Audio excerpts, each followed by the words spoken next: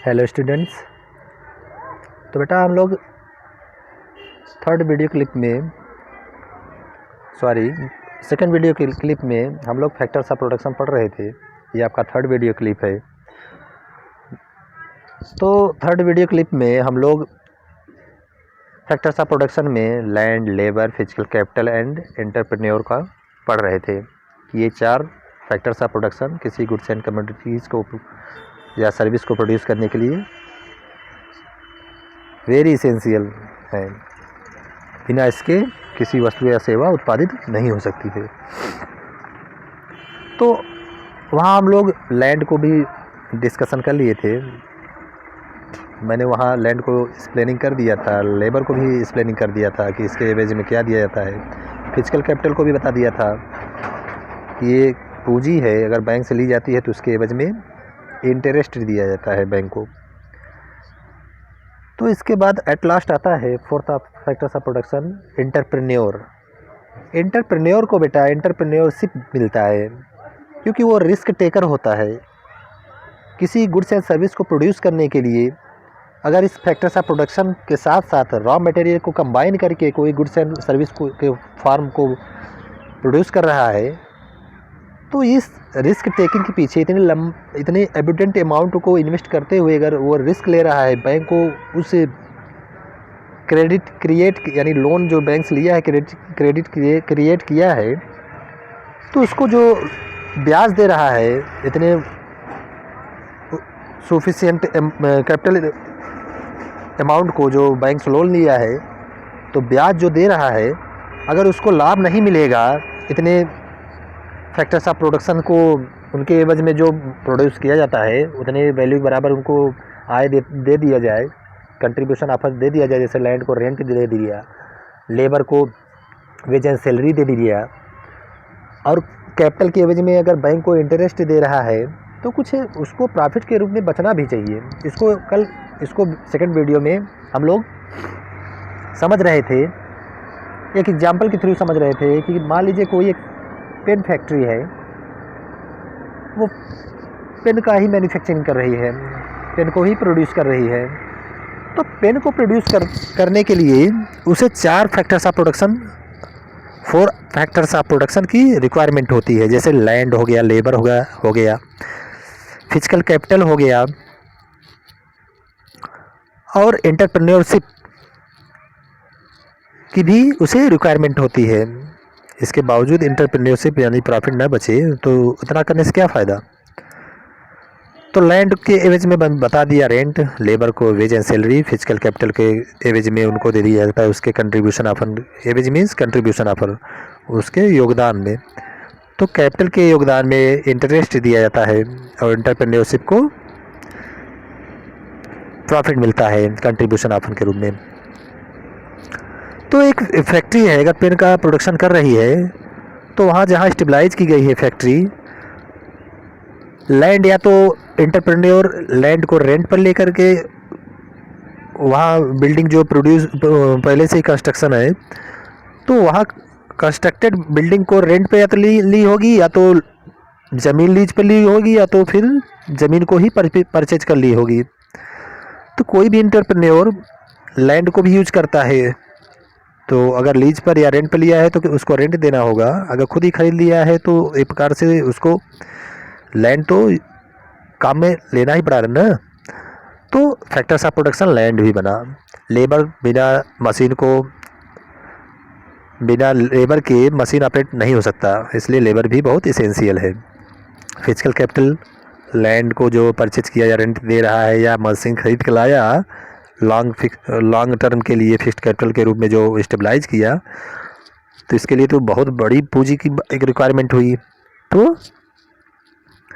पूंजी भी एक फैक्टर्स ऑफ प्रोडक्शन है जो इन सबको खरीदने का एक माध्यम बना, और इन सब के योगदान के ऑफर को देते हुए कुछ उसे प्रॉफिट भी मिलना चाहिए, नहीं तो इतना कुछ करने से लिए उसको कोई लाभ नहीं होगा, दूसरी वस्तु या सेवा का उत्पादन करना शुरू कर देगा। तो ये आपका हो गया फोर फैक्टर्स ऑफ प्रोडक्शन। ठीक है, अब यहाँ देखते हैं farming in the Palampur. Palampur में फार्मिंग कैसे होती है, खेती कैसे होती है। ठीक है, इसको आज पढ़ेंगे। तो यहाँ फर्स्ट आपका टॉपिक है land is fixed. Land fix हुआ करता है। कैसे होता है भाई फिक्स? क्योंकि लैंड जो है उसकी साइज बढ़ नहीं सकती, इसलिए लैंड फिक्स ही होता है। Farming is the main product activity in the Palampur. Palampur में मेन एक्टिविटी क्या है? गांव में मेन एक्टिविटी किसानी ही, खेती करना ही होता है। 75% of the people who are working are dependent on farming for their livelihood. तो 75% जो पालमपुर को डिनोट करता है कि वहाँ के लोग जो हैं किसान के रूप में हैं और किसानी पर ही जीविका यापन कर रहे हैं, उसी पर डिपेंडेंट है। दे कुड बी फार्मर और फार्म लेबरर। वो या तो फार्म लेबरर के रूप में है या तो खुद अपने ज़मीन पर फार्मिंग कर रहे हैं या फिर फार्मर के रूप में है, या तो लैंडलेस है तो फार्म लेबरर के रूप में वहाँ गए फार्म करने, मतलब लेबर वर्क करने के लिए कि उनका भी जीविका यापन हो, या तो खुद एक छोटा छोटा लैंड का पार्ट है तो उसी पर स्मॉल और मार्जिनल फार्मिंग कर रहे हैं। तो ऐसा ही है, फार्मिंग दोनों अलग अलग तरीके से कर रहे हैं, चाहे लैंडलेस फार्मर हो चाहे स्मॉल एंड मार्जिनल फार्मर हो। तो लैंडलेस वाले फार्म लेबरर के रूप में और स्मॉल एंड मार्जिनल फार्मर छोटे फार्मर के रूप में काम कर रहे हैं। The well being of these people is close relative to production of the farms. तो ये अच्छी तरह जीवन यापन करने के लिए वो फार्म पर जीवन यापन के लिए फार्म पर भी वर्क करते हैं और उनको फार्म लेबरर के रूप में कहा जा सकता है। But remember there is a basic constraint is raising farm production. अगर यहाँ ध्यान दें, एक मुख्य बाधा उत्पादन की मुख्य बाधा उत्पन्न होती है क्या? Land area under cultivation is practically fixed. कि जो लैंड एरिया है, जुताई बुआई कल्टीवेशन का जो लैंड एरिया है यानी उपजाऊ जो ज़मीन है वो फिक्स है।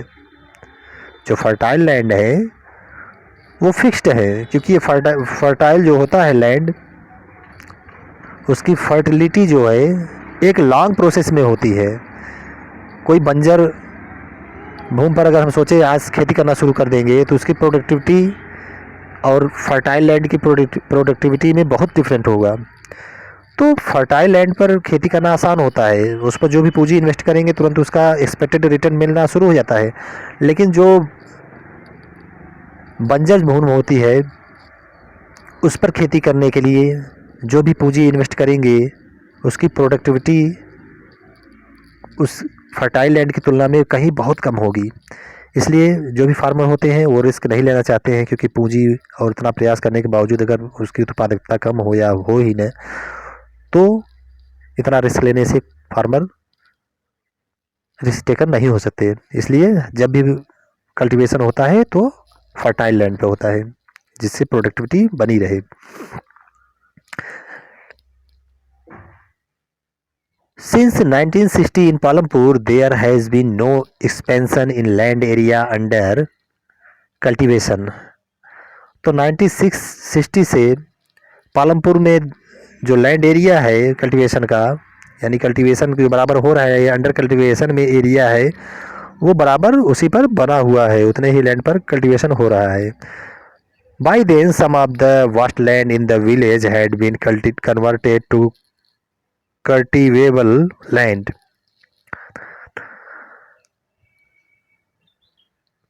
कह रहा है कुछ जो वास्ट लैंड है, बेकार भूमि जो गांव में है, उनको भी कल्टीवेटेड लैंड में कन्वर्ट किया जा सकता है, लेकिन उसको एक लॉन्ग प्रोसेस में एक फर्टाइल लैंड बना सकते हैं, शॉर्ट टर्म में जल्दी नहीं कर सकते।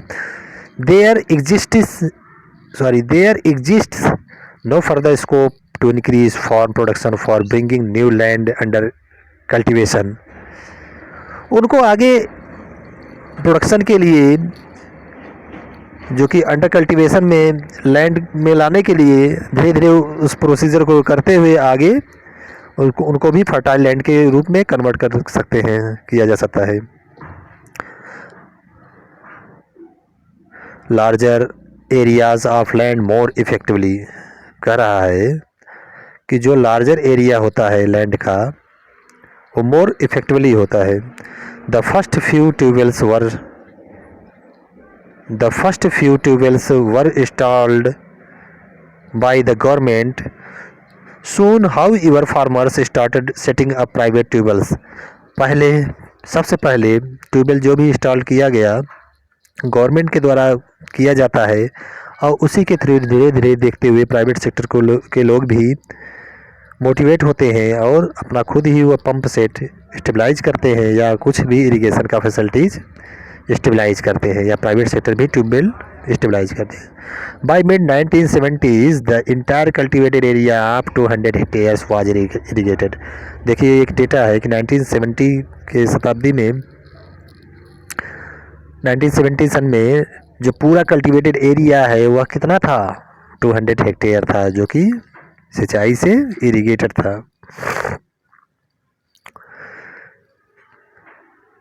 देखो यहाँ इसमें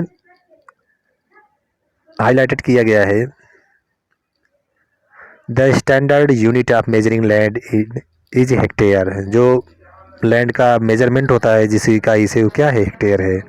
दो in the villages you may find land area being discussed in local unit such a bigha, guntha etcetera.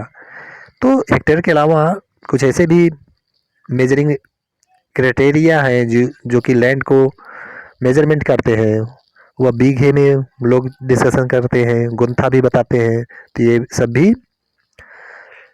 Land का एक मेजरमेंट यूनिट है। क्या, hectare, bigha, guntha. 1 hectare equals the area of the square with one side measuring 100 metre. देखो square क्या होता है, चारों आपकी रेखा बराबर होती है, तो एक साइड अगर ले लें 100 का और उसका अगर वर्ग कर दें तो क्या होता है, हेक्टेयर हो जाता है। 100 मीटर का वर्ग 1 हेक्टेयर। भाई क्या होता है, वर्ग का क्षेत्रफल बराबर भुजा वर्ग। तो वैसे हेक्टेयर क्या होता है, वर्ग है समझ लो, चारों रेखा बराबर होती है, तो 100 का स्क्वायर क्या होगा, 1 हेक्टेयर हो जाएगा। Can you compare the area of 1 hectare field, 1 hectare कितना होता है, 1 hectare equal to 100 metre square होता है। 100 मीटर स्क्वायर को 1 हेक्टेयर कहते हैं। यहाँ बताया गया है 1 hectare equal the area of square with one side measuring 100 metres, वर्ग बराबर भुजा स्क्वायर। तो चारों भुजा अगर 100 मीटर का है तो 100 का स्क्वायर करेंगे तो आपको 1 हेक्टेयर का मेजरमेंट स्केल मिल जाएगा।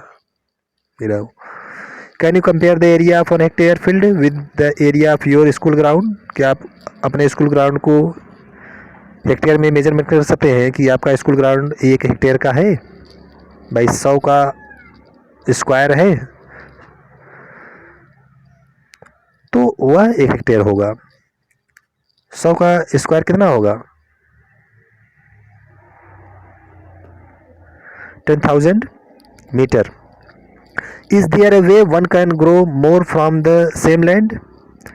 देखिए स्टूडेंट, यहाँ पर आपका ये वीडियो मैं यहीं पर रोकता हूँ। अब कल से इसके आगे लैंड फिक्स्ड का, जो लैंड इज फिक्स्ड का सेकंड टॉपिक है, उसको कल डिस्कशन करेंगे।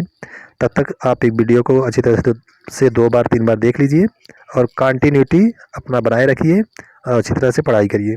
Thank you so much for watching this video file.